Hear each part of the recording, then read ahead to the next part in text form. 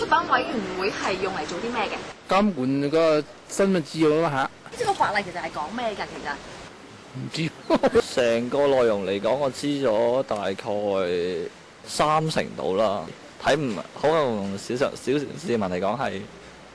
有啲難以理解到嘅。無論是草根階層，或者是年輕大學生，就算參加了一整天的分組討論，聽過專家的介紹，但不少人也直言對出版法和視聽廣播法的修法內容並不是很了解。我哋走過唔同嘅 section， 會發覺佢做事嘅準則係一個房同另一個房會有相當嘅差異㗎。一嚟到咧就揀一個相當之專業技術性好強嘅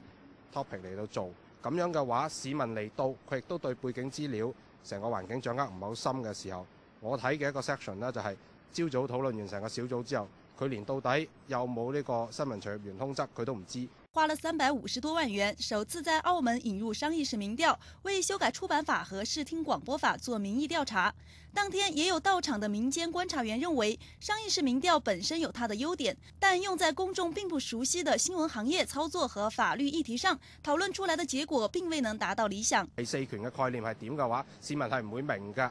係咪？尤其係當一啲平衡資料入邊又會舉出一啲負面嘅例子。